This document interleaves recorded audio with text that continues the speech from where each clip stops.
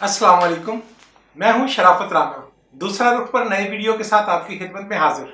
जब से इमरान खान की हुकूमत कायम हुई है और जब से खसूसी तौर पर मियां मोहम्मद नवाज शरीफ मुआहिदा करके बैरून मुल्क मुंतकिल हुए हैं, हर 2 या 3 महीने के बाद एक शोर मचता है, डील हो गई, डील हो गई, डील हो गई। कभी तो मुस्लिम लीग नवाज का मीडिया ग्रुप शोर मचाता है कि पाकिस्तान पीपल्स पार्टी और अस्तबल की एस्टेब्लिशमेंट की डील हो गई है, और कभी इसके बरक्स ये शोर मचाया जाता है कि मुस्लिम लीग नवाज की डील हो गई है और 4 जनरल हाजिर सर्विस मियां मोहम्मद नवाज शरीफ के घुटने पकड़कर लंदन में बैठे हुए हैं कि हमें माफी दी जाए और वापस आकर बर्बादशुदा पाकिस्तान को संभाल लो और उसे बचा लो।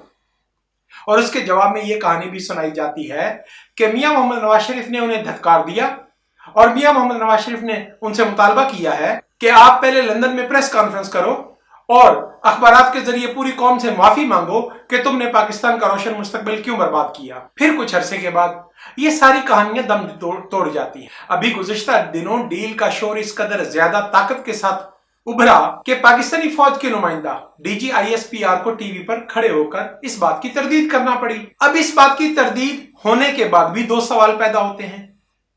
पाकिस्तान में अमूमी सूरत हाल ये होती है कि जिस रोज मियां मोहम्मद नवाज शरीफ का सामान पैक हो चुका था, उस रोज मोहतरमा कलसूम नवाज शरीफ मीडिया के सामने खड़े होकर इनकार कर रही थी कि उनकी किसी तरह की डील नहीं है और वो क़यामत के रोज तक अपनी जंग को जारी रखेंगे, और अगले रोज वो जद्दा पहुंच गए थे। इसी तरह परवेज मुशर्रफ की साइड से भी इसी तरह के ऐलानात किए जा रहे थे। जब मियां मोहम्मद नवाज शरीफ लंदन गए, उस वक्त भी इसी तरह के ऐलानात किए जा रहे थे, NRO नहीं दूंगा, डील नहीं करूंगा, किसी को नहीं छोड़ूंगा, सब चोरों को डाकुओं को सजा दूंगा। तो क्या एक सरकारी इदारे के तर्जुमान की बात पर 100% यकीन कर लिया जाए? इसमें अगला सवाल यह है कि क्या जब भी कोई अंडरहैंड डील हो रही होती है तो क्या पूरे इदारे या पूरा इदारे के तमाम अफराद, तमाम ऑफिसर्स उस मुशावरत में शामिल होते हैं या चंद 2-4 लोग इसमें शामिल होते हैं? पहले तो हम इस डील के प्रोपेगंडा के तासर को समझने की कोशिश करें। मियां मोहम्मद नवाज शरीफ ने 90 की दहाई में अखबारात पर एक क्रैकडाउन किया था और जिस रोज उनकी हुकूमत गई थी उस रोज जंग के इदारे की ताकत को बर्बाद कर चुके थे। अगले रोज अखबार छापने के लिए कागज दस्तयाब नहीं था और यह तय पाया था कि लट्ठे के कपड़े पर अखबार छापा जाए।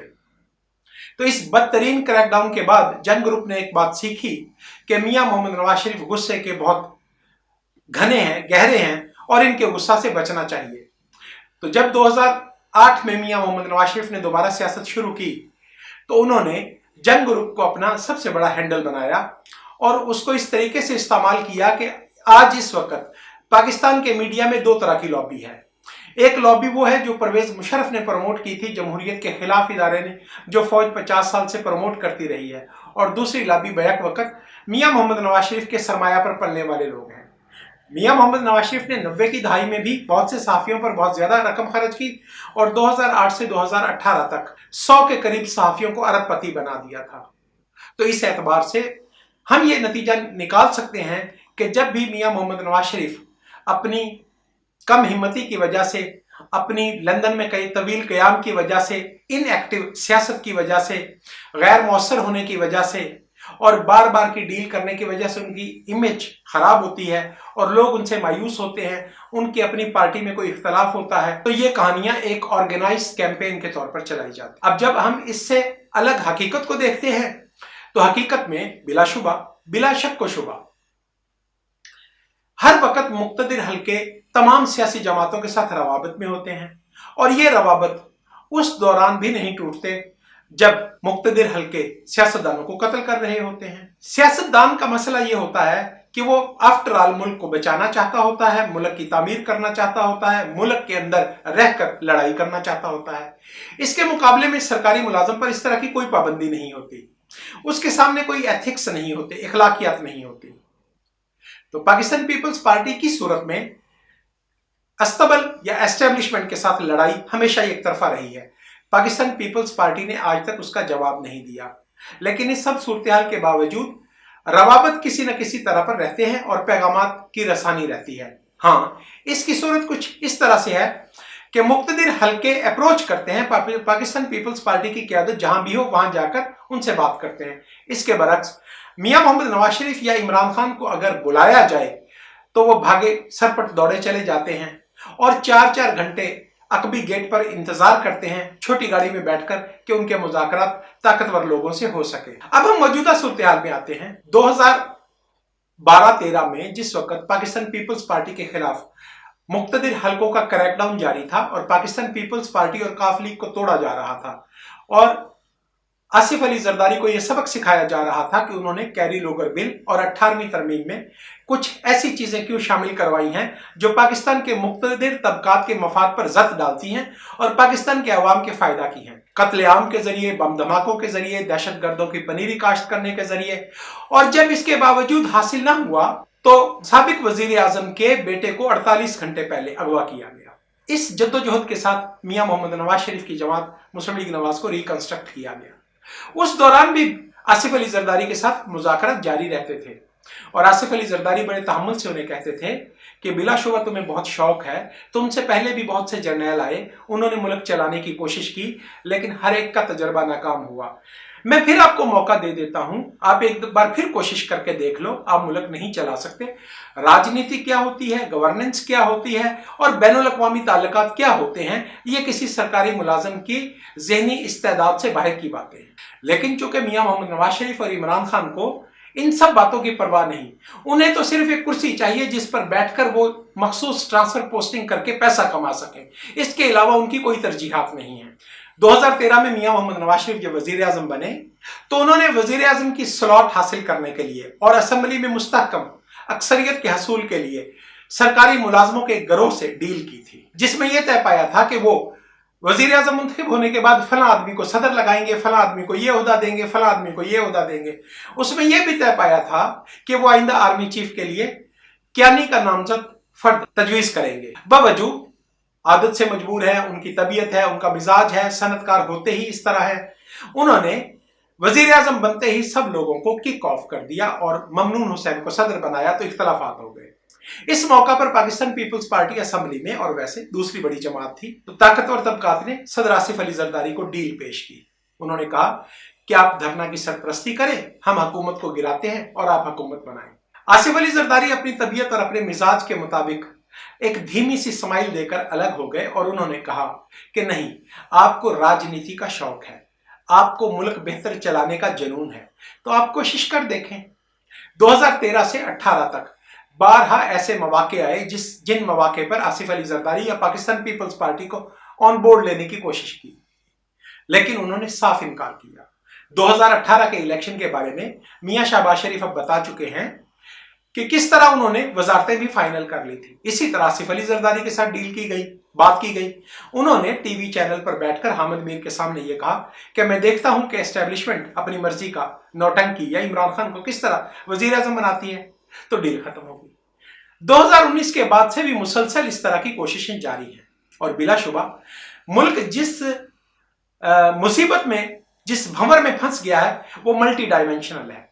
सबसे पहले तो आम आदमी भी जानता है कि मईशत बर्बाद हो गई है और मईशत की ये बर्बादी का दोष इमरान खान के कंधों पर सिर्फ इतना है कि वो नोज डाउन यानी जमीन की तरफ गिरते हुए पाकिस्तान को ऊपर नहीं उठा सके और ना उनकी टीम में ये इस्तेदाद थी, ना उनमें ये कैपेसिटी थी। इससे बड़ा जो मसला है वो बैनुल अक़वामी खारजा पॉलिसी का है, बैनुल अक़वामी ताल्लुकात का है।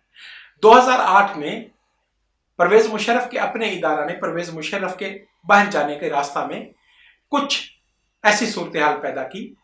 बिलाशुबा उन्होंने बैक वक्त पीपल्स पार्टी पर भी हमला किया, बेनजीर भुट्टो को कत्ल किया कि कहीं उनकी मकबूलियत की वजह से पीपल्स पार्टी इस कदर ताकतवर ना हो जाए कि वो मन माना आइन बना दे। लेकिन ऐसी सूरत जरूर थी कि परवेज मुशर्रफ के बाहर जाने का रास्ता भी बनाया जा रहा था। तो सदर आसिफ अली जरदारी ने सबसे पहला फोकस मईशत पर और उसके साथ बैनुल अक़वामी ताल्लुकात पर बनाया और पाकिस्तान को मजबूत और मुस्तहकम बुनियादों पर खड़ा किया। आज जो मल्टी डायमेंशनल टारगेट हमारी एस्टेब्लिशमेंट के सामने है, अगले 3 से 6 महीने के अंदर हमारी अफगान पॉलिसी को शायद रिवर्स करना पड़े। अफगानिस्तान के मामलात में यह पाक फौज की सरपरस्ती हमेशा अमेरिकी इंतजामिया और रिपब्लिकन करते हैं। डेमोक्रेट्स ने कभी पाकिस्तान की अफवाज की, पाकिस्तान की डेमोक्रेसी से ज्यादा मदद नहीं की है। ये एक तारीखी हकीकत है। बदकिस्मती से रिपब्लिकन की जानिब से जो सदर मुंतखब हुआ डोनाल्ड ट्रंप, वो सबसे पहले अमेरिका का कायल था और उसने पाकिस्तानी फौज की, पाकिस्तान के एस्टेब्लिशमेंट की, पाकिस्तान में जमहूरियत के मुखालिफ ताकतों की सरपरस्ती करने से इनकार किया। वो 4 साल जाया हो गए। पाकिस्तान को कोई भी गैर आईनी, गैर जमहूरी ऐसा मंसूबा नहीं मिल सका जिससे हमारी मईशत और खसूसी तौर पर ताकतवर इदारा की मईशत मुस्तहकम हो सके। अब अगला दौर बाइडन का आ गया। जो बाइडन के बारे में तो सब जानते हैं और डेमोक्रेट्स की एक तारीख है कि वो पाकिस्तान में पहले भी कैरी लोगर बिल मुतारिफ करवा चुके हैं। वो पाकिस्तान में जमहूरियत और आइन की हुकूमत के सरपरस्त हैं। इन हालात में एस्टेब्लिशमेंट को, इमरान खान को या किसी भी फौजी इदारा को उनकी जानिब से कोई उम्मीद नहीं थी। दूसरा, हमारे मुक्तदिर तबकों ने एडवेंचर अफगानिस्तान में किया कि दोहा में अमेरिका और तालिबान का जो मुआहिदा हुआ था उसकी मुख्तलिफ लेवल पर खिलाफ वर्जी की गई।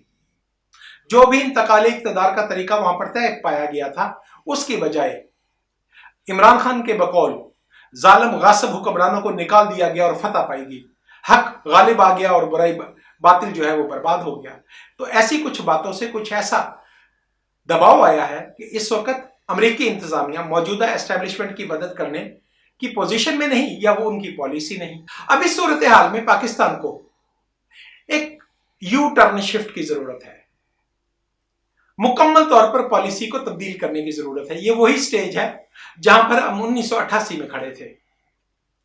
1988 में भी एस्टेब्लिशमेंट मजबूर हो गई थी कि कम से कम पीपल्स पार्टी को सांस लेने का मौका दिया जाए। बिलाशुबा उन्होंने पीपल्स पार्टी को अक्सरियत से रोकने के लिए बेपनाह धांधली की, लेकिन हुकूमत बनाने से रोकना मुमकिन नहीं रहा था।